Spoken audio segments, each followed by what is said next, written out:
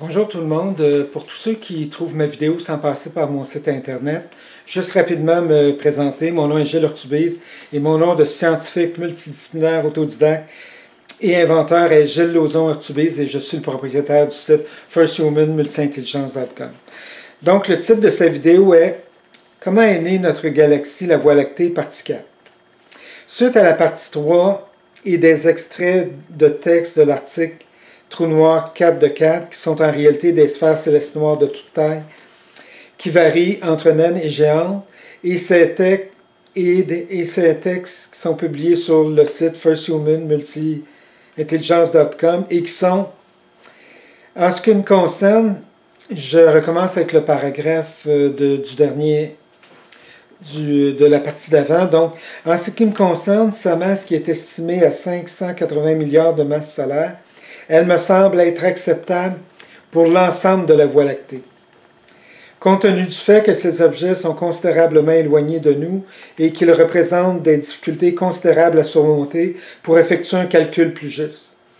En complément et dans ce qui suit, il y a des hypothèses, des éléments, des explications potentielles et des suggestions potentielles qui essaient d'être les meilleures à être avancées jusqu'ici et qui sont 17.22.1, par hypothèse, en ce qui me concerne, la masse du trou noir supermassif, qui est une sphère céleste noire supermassive, et donc elle est estimée entre 4.1 et 4.5 millions de masses solaires. Et par hypothèse, elle est fausse pour plusieurs raisons, et entre autres celles qui suivent.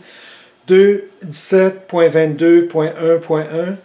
D'autre part, et par hypothèse, même si la masse de tous les objets de l'univers est nulle par rapport à l'espace, parce que l'espace-temps ou le tissu espace-temps n'existe pas, et mis à part les situations où un objet se trouve à entrer en contact avec la gravité de surface d'un autre objet, qui est l'unique type de situation où un objet se trouve à manifester une masse et uniquement par rapport à la force de gravité de surface d'un autre objet.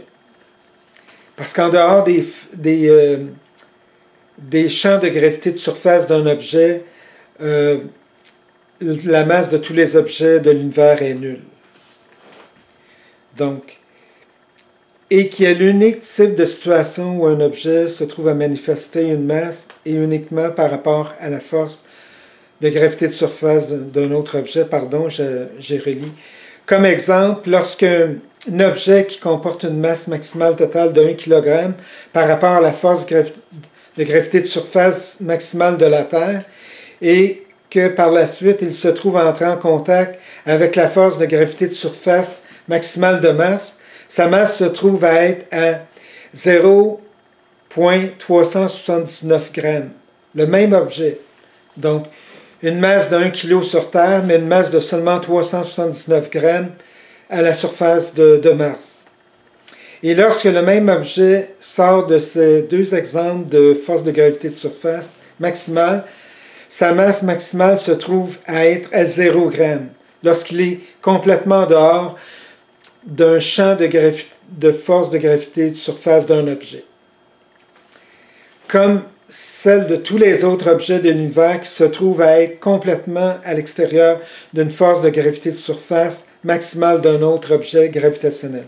De sorte que malgré ces évidences logiques et incontestables de masse de 0 g pour tous les objets de l'univers, cela est très difficile à imaginer parce que la plupart des scientifiques croient à l'espace-temps et au tissu espace-temps qui n'existe pas. Parce qu'ils sont handicapés intellectuellement par un réflexe terrien.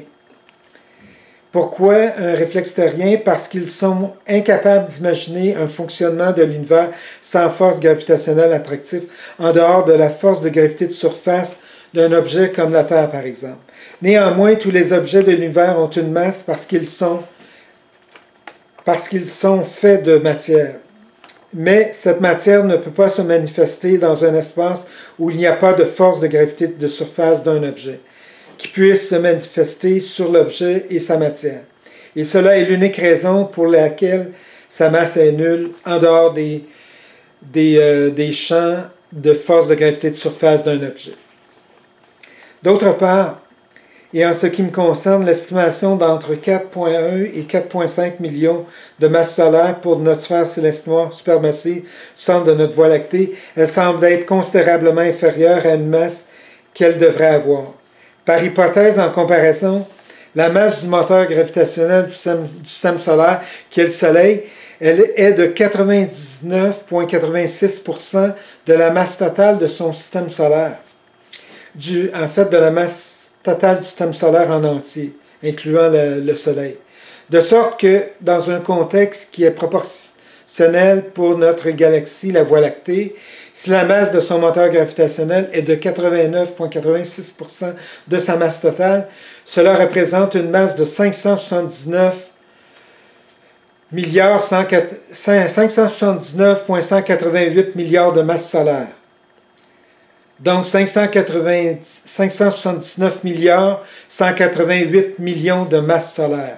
Or, cette masse semble être a priori beaucoup trop élevée. Par contre, la masse la plus élevée des deux estimations des scientifiques est de 4,5 millions de masses solaires et par rapport à la masse totale et approximative de 580 milliards de masses solaires de la Voie lactée, son moteur gravitationnel comporte une masse qui est de seulement 0,000775% de la deuxième plus grande galaxie du groupe local.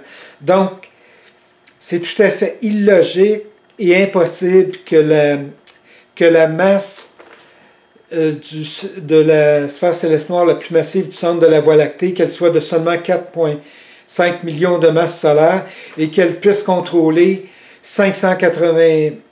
environ 580 milliards de masses solaires. C'est tout à fait illogique et irréaliste.